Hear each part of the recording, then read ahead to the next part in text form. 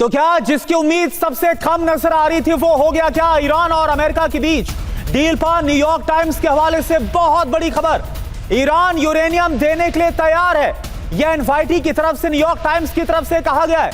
संवर्धित यूरेनियम देने के लिए तैयार है। कल तक तो हम सुन रहे थे ईरान बोल रहा था एनरिच्ड यूरेनियम पर हम कोई बात नहीं करने वाले, लेकिन अब न्यूयॉर्क टाइम्स के हवाले से दावा, ईरान के पास 440 किलो संवर्धित एनरिच्ड यूरेनियम है और वो दे सकता है। अब क्या वो अमेरिका को देगा, किसी तीसरे देश को देगा? जिस तरह से पहले रूस को लेकर खबर आ रही थी डाइल्यूट करेगा, अभी फिलहाल इसको लेकर और क्लैरिटी आनी बाकी है, लेकिन ये बहुत बड़ी खबर अगर ऐसा कुछ हुआ है तो ये बहुत बड़ी खबर है। हालांकि ईरान की तरफ से पुष्टि नहीं की गई है यूरेनियम पर ईरान का सरेंडर। क्या बड़ी खबर क्या है? अमेरिकी शर्त मानने के लिए ईरान तैयार हो गया है। न्यूयॉर्क टाइम्स के हवाले से रिपोर्ट आई है, ईरान संवर्धित यूरेनियम देने के लिए तैयार, किसी भी वक्त यूरेनियम पर बड़ा ऐलान संभव है। इतना ही नहीं, अमेरिका ईरान समझौते होते हैं तो वो कौन से मुद्दे हैं? अमेरिका ईरान समझौते में क्या हुआ है? दरअसल सभी मोर्चों पर युद्ध की समाप्ति होगी। ईरान को हर्जाना देना होगा, हर्जाने का भुगतान करना होगा। अमेरिकी नौसैनिक नाकाबंदी हटानी होगी। स्ट्रेट ऑफ हॉर्मुज को खोला जाएगा। ईरान के पास से अमेरिकी सेनाओं की वापसी भी होगी, जिस तरीके से पहले भी समझौते को लेकर बात की गई थी। मेजर जनरल अश्विनी श्रीवास्तव, क्या इतना आसान है कि ईरान झुक जाएगा? क्योंकि ये तो वही मुद्दे हैं ना जिनकी वजह से युद्ध की शुरुआत हुई थी और ईरान बिल्कुल भी तैयार नहीं था मानने के लिए, और इसी वजह से विध्वंसक हमले भी देखने को मिले थे। अब ऐसा क्या हुआ कि ईरान समझौते के लिए तैयार हो गया? हालांकि अभी ईरान की तरफ से पुष्टि नहीं की गई है।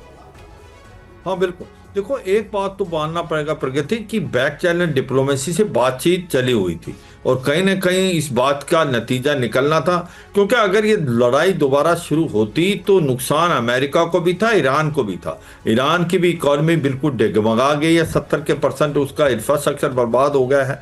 तो अगर ईरान के ऊपर दोबारा हमला होता तो ईरान की स्थिति और ख़राब होती। ये गिव एंड टेक है। मुझे लगता है कि एनरिच यूरेनियम के लिए जो मानना है, जिस प्रकार से खबरें आ रही हैं 480 kg के लिए, जिसलिए पहले नहीं मानना था, मगर ईरान को भी काफ़ी कुछ मिलेगा। सबसे ऊपर होगा नेवल ब्लॉकेड हट जाएगा, जो उसके एसेट फ्रीज हो रखे थे वो डी फ्रीज हो जाएंगे, उसके साथ साथ जो इकोनॉमिक सैंक्शन है वो भी हट जाएंगे। तो लगता है कि ईरान को भी एक प्रकार से इकोनॉमी रिवाइवल का मौका मिलेगा। और अमेरिका का सच्चाई है कि डोनाल्ड ट्रंप ये लड़ाई को दोबारा नहीं करना चाहते, क्योंकि अगर ये लड़ाई दोबारा स्टार्ट होती तो ईरान पलटवार करता और ये मिडिल ईस्ट की जितनी भी कंट्रीज हैं इनका energy sector, tourism, desalination plant खत्म हो जाते, बाब अल मंदेब को बंद कर देता। सुनने में आया नेट की केबल को भी, इंटरनेट की केबल को भी काट सकता था ईरान।